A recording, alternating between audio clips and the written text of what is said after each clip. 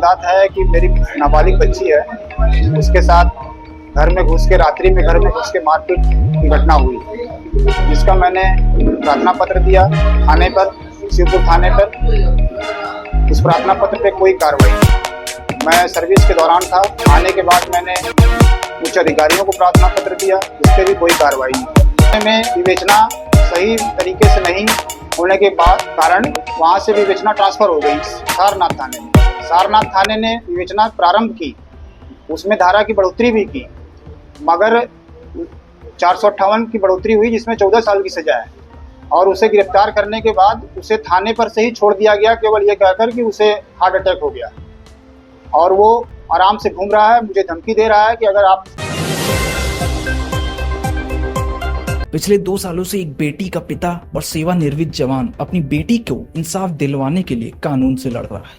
आपको बताते चले कि 2023 में लच्छीरामपुर गांव निवासी दीपक सिंह की 16 साल की बेटी के साथ संजय सिंह द्वारा घर में घुसकर मारपीट की जाती, जिसके बाद शिवपुर थाना में शिकायत होती है। पर दीपक सिंह का आरोप है कि 458 धारा लगने के बाद भी पुलिस की मिलीभगत से संजय सिंह बहुत ही आराम से पुलिस थाने से ही छूट जाता है। पुलिस द्वारा जीडी में भी गड़बड़ी की जाती है। मीडिया से बात करते हुए दीपक बताते हैं कि पिछले 2 सालों से न्याय के लिए भटक रहा हूँ, अब न्यायालय के अलावा किसी पर भी भरोसा नहीं। मेरा नाम दीपक कुमार सिंह है, मैं भारतीय सेना से रिटायर्ड हूँ। और ये प्रेस कॉन्फ्रेंस इसलिए आयोजित की है, मैंने एक न्याय के अपने और अपने बच्ची को न्याय पाने के लिए। क्या वारदात क्या है?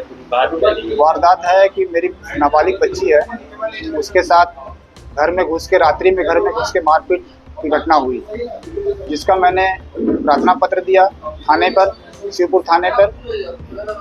उस प्रार्थना पत्र पे कोई कार्रवाई नहीं।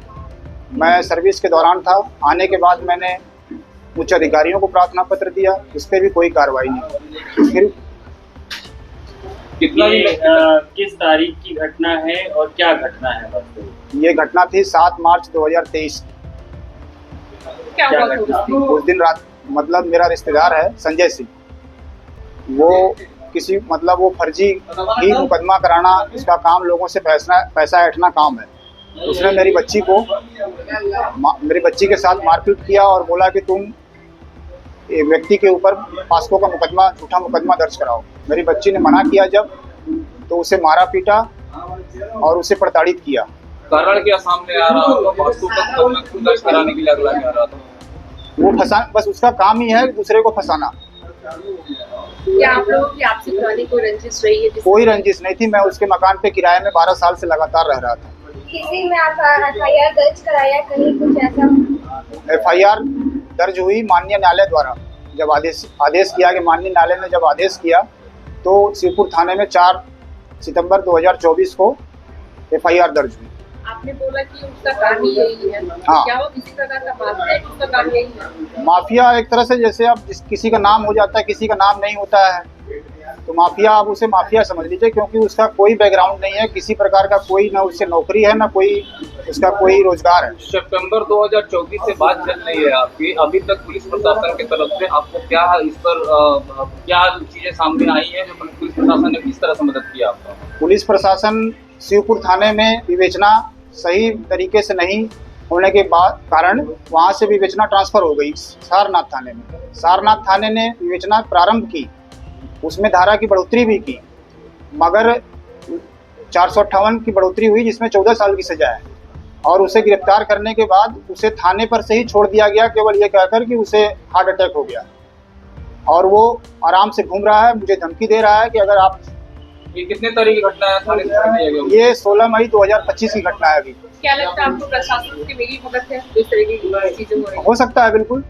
जब इतना उस तरीके से उसे छोड़ दिया गया, उसके लड़के भी उसमें दोनों वांछित हैं, वो भी अभियुक्त हैं, उनको तो कोई मतलब पकड़ा ही नहीं गया, ना उन पर कोई कुछ हुआ, बस उसे पकड़ा और उसको छोड़ भी दिया गया, ना कोई आगे की कार्रवाई हो रही है। और मुझे बिल्कुल खतरा है, मुझे जिस तरह से धमकी मिल रही है कि हो सकता है कि मुझे वो लोग नुकसान पहुंचाएं, मेरी बच्ची को भी नुकसान पहुंचा सकते हैं। पुलिस कार्रवाई से संतुष्ट नहीं है? बिल्कुल संतुष्ट नहीं हूँ सर मैं। आपको कैसे पता लगा कि वो घूमता है? और वो पेपर में पूरा उसका फोटो छप रहा है।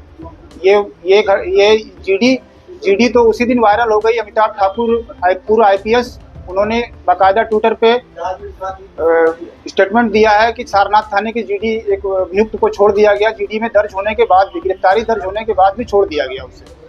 जगह जगह सेना का सम्मान किया जा रहा है, तिरंगा यात्रा भी आज निकलने वाली है, पूरे देश में निकाले जा रहे हैं। सेना से आप हैं, प्रधानमंत्री जी का संसदीय क्षेत्र है, उनसे क्या कहना चाहेंगे, क्या अपील करना चाहेंगे? मेरा ये प्रेस कॉन्फ्रेंस रखने का यही मकसद है कि आप लोगों के द्वारा माननीय प्रधानमंत्री जी और माननीय मुख्यमंत्री के पास ये संदेश पहुंचे कि एक सेना के जवान को अगर इस तरह से न्याय नहीं मिल पा रहा है तो फिर बाकी का तो क्या कहा जा सकता है। जिस बच्ची के साथ मारपीट हुआ था उसकी उम्र लगभग कितनी? 16 साल। सब ठीक है।